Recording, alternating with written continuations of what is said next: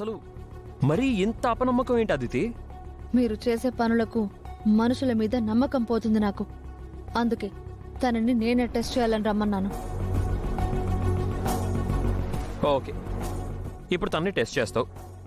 తను ప్రెగ్నెంట్ అని ప్రూవ్ అయితే అప్పుడు నువ్వేం చేస్తావు? ఇంకేం చేస్తాను, నీ మీద మిగిలిన్న 1% నమ్మకం కూడా చచ్చిపోతుంది. నా ఇష్టం, నా ప్రేమ అన్ని చంపేసుకుంటాను. ఆల్రెడీ నువ్వంటే నాకు ఒక ఒపీనియన్ వచ్చింది, దాని మీదే ఫిక్స్ అవుతాను. మరి తను ప్రెగ్నెంట్ కాదు అని ప్రూవ్ అయితే నువ్వేం చేస్తావు? అహల్య ప్రెగ్నెంట్, అందులో ఎలాంటి అనుమానం లేదు. ఆ విషయం తనొచ్చాక నేను టెస్ట్ చేసి అప్పుడు కన్ఫర్మ్ చేస్తాను. అహల్య ఇక్కడికి రావట్లేదు. తనని ఇంటికి తీసుకెళ్లమని మా అమ్మా నాన్నతో నేను చెప్పాను. వాళ్ళు తిరిగి ఇంటికి వెళ్తున్నారు. అలా ఎలా చెప్తావు? లేకపోతే కడుపుతో ఉన్న తనని ఇక్కడికి తీసుకొచ్చి నువ్వు కడుపుతో ఉన్నావా లేదా అని టెస్ట్ చేస్తాను అని అవమానిస్తావా? ఓ, తనకి అవమానం జరుగుతుందని పంపేశావా? నాకైతే అనుమానంగా ఉంది. తను ప్రెగ్నెంట్ కాదని మీరేదో మేనేజ్ చేస్తున్నారని అర్థమైంది. లేకపోతే నువ్వు ఇలా అడ్డుపడేవాడివి కాదు. అసలు నువ్వు ఏం మాట్లాడుతున్నావు అదితి? అరే, నువ్వు ఆడపిల్లవి, పైగా డాక్టర్వి. సాటి ఆడపిల్ల ఫీలింగ్స్ ని అర్థం చేసుకోలేవా? నేను ఆడపిల్లని, డాక్టర్ని మాత్రమే కాదు, నీ వల్ల మోసపోయిన దాన్ని, నీ వల్ల బాధపడుతున్న దాన్ని, నీ బాధితురాల్ని. నాకు న్యాయం జరగాలి. నా అనుమానం తీర్చాల్సిన బాధ్యత నీకు, నీ ఫ్యామిలీకి ఉంది.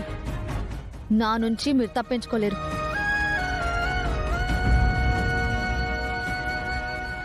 ఏంటదితి, ఇక్కడేం జరుగుతుంది? అహల్య ప్రెగ్నెంటా కాదా అని టెస్ట్ చేస్తానంటే ఈయన గారు ఆబ్జెక్షన్ పెడుతున్నారు. తను నిజంగా ప్రెగ్నెంట్ అయితే అబ్జెక్షన్ ఎందుకు గౌతమ్?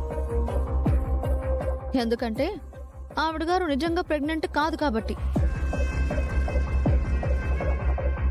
నన్ను అవాయిడ్ చేయడానికి ఇద్దరు కలిసి డ్రామాలాడుతున్నారు. This is not fair Gautam. నీ మీద అదితి పెట్టుకున్న ఆశలని చంపేశావు. ఇప్పుడు తన నమ్మకాన్ని కూడా చంపేశావు. ఇది కరెక్ట్ కాదు. హాస్పిటల్కి తీసుకొచ్చి చెక్ చేస్తే అహల్యకి 4వ నెల అని తెలుస్తుంది. అదే ఇంట్లో చెక్ చేస్తే జస్ట్ తను ప్రెగ్నెంట్ అని మాత్రమే తెలుస్తుంది. వీళ్ళని ఇంటికి తీసుకెళ్తే బెటర్. ఓకే, ఇప్పుడేంటి? అహల్య ప్రెగ్నెంట్ అవునా కాదా అని తెలుసుకోవాలి, అంతే కదా? అవును, అందుకే వాళ్ళకి ఫోన్ చేసి హాస్పిటల్కి రమ్మని చెప్పు. వాళ్ళు ఇక్కడికి రావడం కాదు, మనం ఇంటికి వెళ్దాం. ఇంటికి వచ్చి అహల్యం చెక్ చేయి. నేను ఆ ఇంటికి రాను.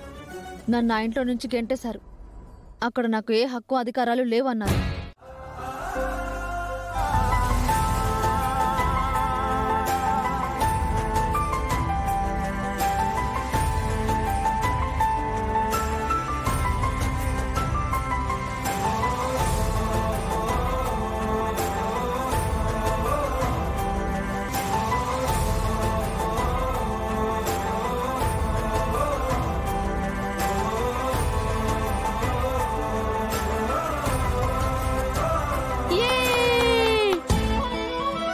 అప్పుడే నా ఫిష్ వీటితో కలిసిపోయింది.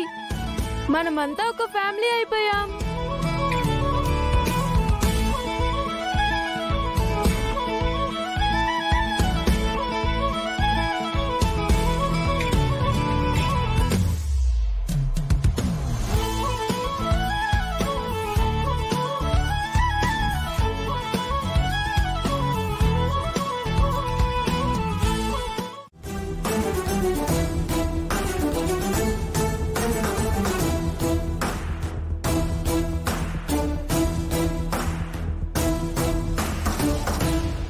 నువ్వు కాస్త బయట వెయిట్ చేయి గౌతమ్. నేను లోపలికి వెళ్ళి చూస్తాను.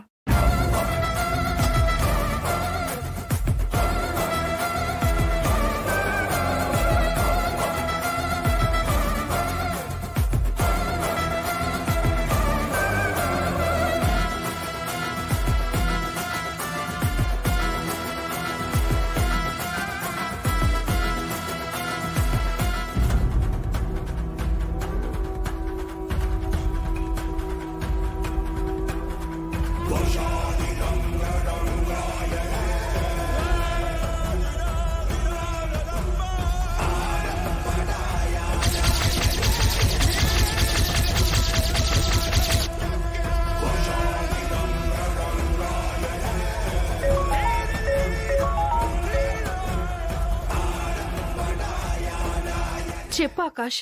ఎక్కడున్నావు అంజలి? అదితితో కలిసి గౌతమ్ వాళ్ళ ఇంటికి వచ్చాను. ఏ? పేషెంట్కి డెలివరీ డేట్ ఇచ్చావంట కదా, వాళ్ళు వచ్చారు. నేను ఒక హాఫ్ అన్ అవర్లో వస్తాను. వాళ్ళని వెయిట్ చేయమని చెప్పు. ఆల్రెడీ తనకి పెయిన్స్ స్టార్ట్ అయ్యాయి. నార్మల్ డెలివరీ అయ్యేలా లేదు, సిజరీన్ చేయాలని నర్స్ చెప్తుంది. నువ్వు త్వరగా రావాలి. అవునా? సరే, వస్తున్నాను.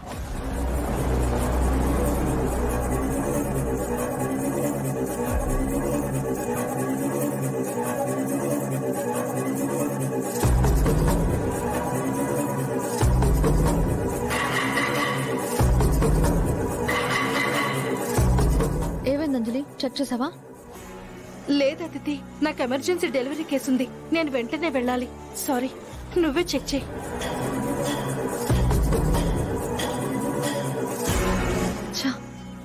ఆ డెలివరీ కేసు ఇప్పుడే రావాలా? మీ ఫ్రెండ్ వెళ్ళిపోయింది. అహల్య, నువ్వు చెక్ చేస్తావమ్మా?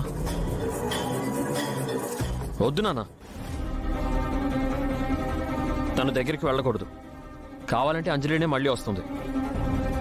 ఏ, నేనెందుకు అహల్యం చూడకూడదు? ఇక్కడే నాకు ఇంకా డౌట్ వస్తుంది.